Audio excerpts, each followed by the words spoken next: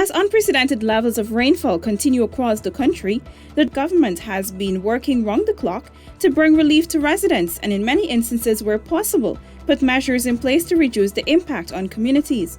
On Sunday, the head of state visited affected communities in the lower and upper Pomeroon, including Karawab, St. Monica's Mission, Siriki, Kabakuburi, and Jacklow. We understand the hardship that you're going through at the level of the household. Farmers all across this country would have lost their livelihood. They would have lost their income. But it's not only the immediate impact, but from the magnitude of this issue, we know you will have impact that would go on for the remainder of this year.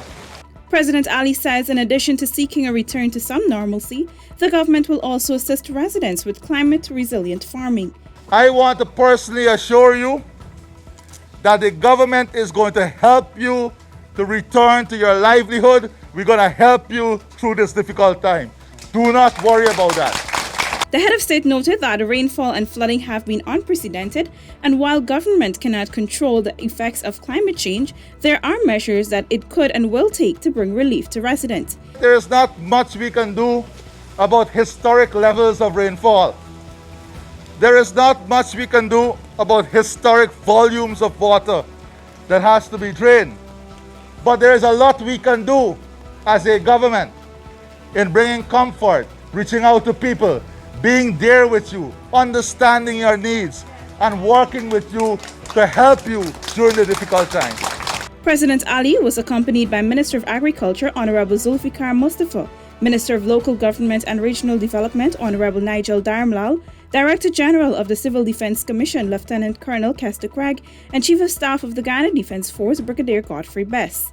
Minister Mustafa said the government is putting systems in place to advance drainage and irrigation works in the Pomeroon. These works were catered for in the national 2021 budget.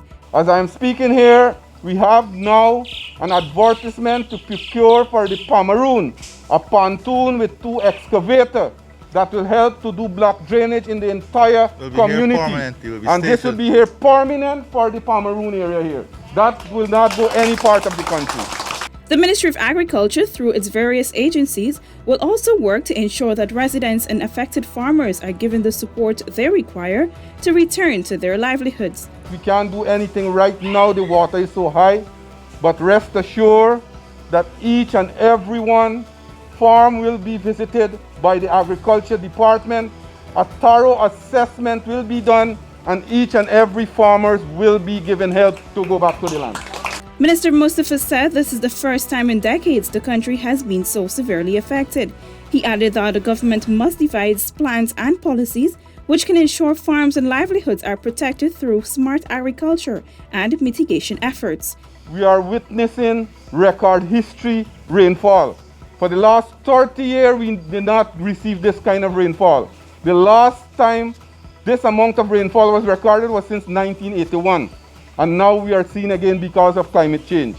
That is why we have to change the way we have been doing things over the years.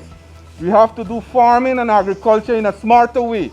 And the president of ensuring this year's budget, we have money to provide 100 shade houses across the country, and you will benefit from that. That's the way of doing agriculture in a smarter way.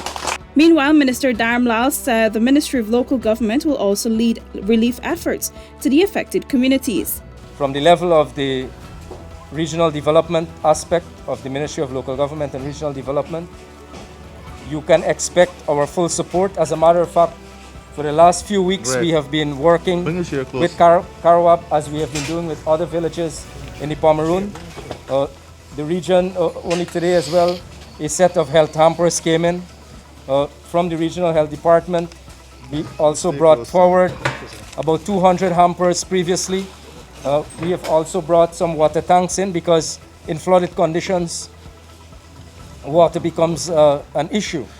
In Region 3, Minister of Education, Honorable Priya Manik-Chan, Minister of Human Services and Social Security, Honorable Vindhya Prasad, and Minister within the Ministry of Public Works, Honorable Deodat Indar, also returned over the weekend to distribute food and cleaning supplies to the flood-hit residents. Please know that you will not be left alone. you will not be left alone. We're going to look at how we can repair economically and otherwise the damage that would have been caused to you. All right, so we just want to briefly tell you that so that you don't worry and distress yourself unnecessarily. Minister Indar said excavators have been deployed to empolder the Conservancy Dam to prevent overtopping, with more relief to follow. In addition to that, when this is over, when the water recedes, the team will come in here from agriculture to do an assessment of the damages. Right? That will come after. Right now, the priority of government is to make sure that you have food and you have shelter. That is the main thing. And to minimize the damage as much as we can. The ministers also visited Potentia, Riceland, Bell West, and other areas to deliver food hampers and cleaning supplies as promised by President Ali. I really want to thank the staff and all those who donated towards this, AmCham and the business community, the corporate world, for coming together with the Ministry of Human Services and ensuring that today we can not only bring food items but care packages for children, for women, mattresses for people who would be really up to their ears in water. Meanwhile, Minister of Amerindian Affairs Honorable Pauline Sukai has been leading needs assessments and relief efforts in Region 7, where residents were severely affected. All the villages we have visited so far, we have seen evidences of flooding past the watermark in many of the communities. We have seen homes that were covered by the high waters that have been flooded out. We have also seen families who have relocated to higher grounds, and we are told that other families who have not gone to shelters have gone for assistance with families who are located in the higher grounds. Visits were conducted in Waramadong, Kako, Jawala, Kamarang, Mbaimadai, and Kambaru, among others. The minister was accompanied by teams from the Civil Defense Commission and the Guyana Geology and Mines Commission. We want to let you know that we are here, we care, that we are concerned that you are safe and that your health, that you take utmost care for your health, because flooding brings with it, during the flood and after the flood, various illnesses related to water or waterborne illnesses too that can affect us. These assessments complement President Ali's visit to the region on Saturday, where he promised immediate interventions. Over 600 hampers containing food and cleaning supplies are expected to arrive in the area on Tuesday. In Region 10, Kokwani remains one of the most affected communities, with a total of 90 residents evacuated to shelters being managed by the CDC.